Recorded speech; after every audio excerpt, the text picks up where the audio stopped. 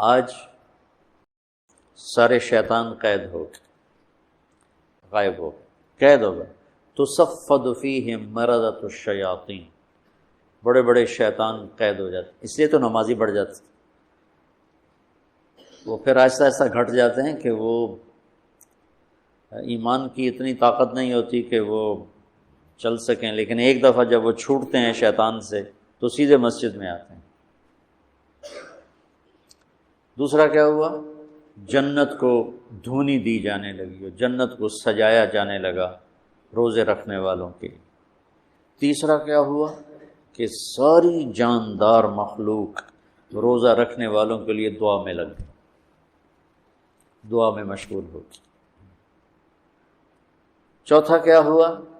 روزے دار کے منہ سے جو ایک اسمیل آتی ہے خالی معدے کی، وہ اللہ تعالیٰ کو مشک سے زیادہ اچھی لگتی ہے، پسندیدہ۔ اور پانچواں کیا ہوا کہ اللہ تعالیٰ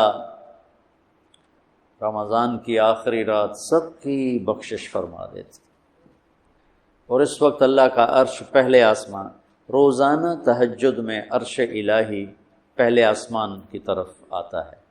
یہ اللہ کو پتہ ہے اس کا کیا مطلب ہے، یہ اللہ کے نبی کو پتہ ہے، ہم اس پر ایمان لائے۔ رمضان میں عرش الہی پہلے آسمان پر ہوتا ہے، اور پورا مہینہ پہلے آسمان پر ہی ہوتا ہے۔ جہنم کے دروازے تالے لگا دیے گئے، جنت کے دروازے تالے کھول دیے گئے۔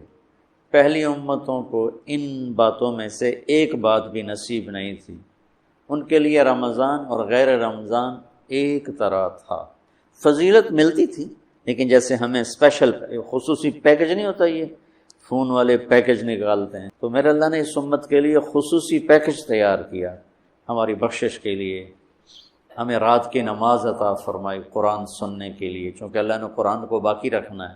تورات، زبور، انجیل تو ٹیمپریری کتابیں تھیں، اس لیے وہ مٹ گئیں، ان کے ترجمے پائے جاتے ہیں۔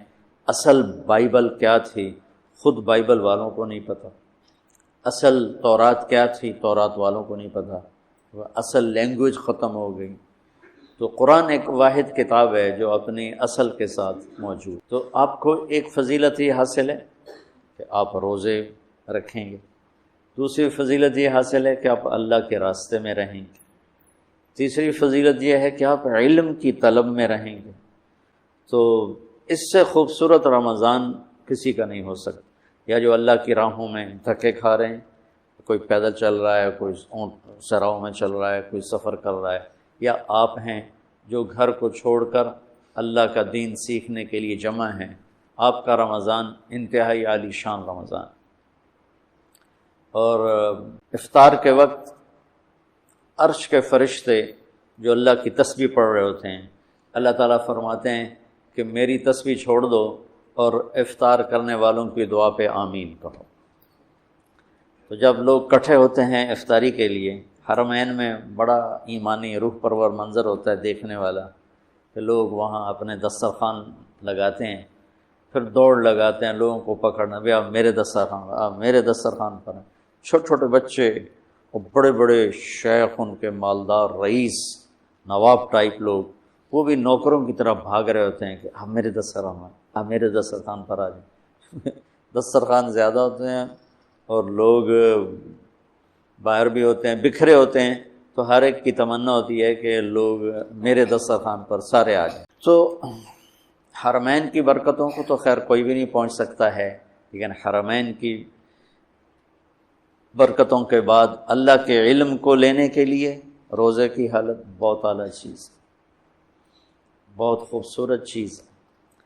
تو اس امت کو رمضان خصوصیت سے ملا، جس میں اللہ تعالیٰ نے لیلۃ القدر اتاری، جس میں اللہ کے نبی نے اعتکاف رکھا، اور اس کا فرض روزہ، اس کی قیمت آپ اس حدیث سے لگائیں، لو ان رجلا صام یوما تطوعا ثم اعطی ملء الارض ذهبا لم يستوف ثوابه دون یوم الحساب۔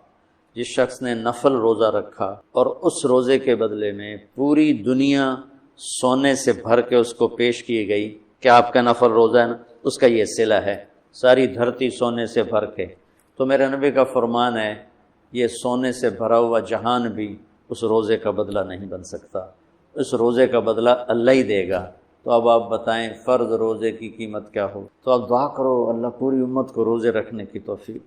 اللہ تعالی ہمارے سرحد کے بھائیوں کو جزائے خیر دے۔ پٹھان روزہ نہیں چھوڑتے، بہت کم، وہ نماز نہیں پڑھتا ہوگا لیکن مر جائے گا روزہ نہیں چھوڑے گا۔ یہ ان میں ہمارے ان بھائیوں میں خصوصیت ہے۔ پنجاب میں کچھ روزہ رکھتے ہیں، زیادہ نہیں رکھتے۔ سندھ میں برائے نام ہے، اور آگے بلوچستان میں کسی کو پتہ ہی کوئی نہیں ہوتا، بلوچوں کا جو بروہی علاقہ۔ تو آپ لوگ دعا کرو، آپ اللہ کے راستے میں ہو، کہ اللہ پورے ملک والوں کو بھوک کا خوف نکال دے، پیاس کا خوف نکال دے۔ اس لیے تو اللہ تعالیٰ فرماتا ہے کہ روزے کا بدلہ میں خود ہوں۔ نماز پڑھو جنت، حج کرو جنت، عمرہ کرو، ذکر تلاوت جنت، تبلیغ جہاد تصنیف تالیف ذکر بندگی جنت۔ روزہ رکھو تو اللہ کہتا ہے میں مل جاتا ہوں۔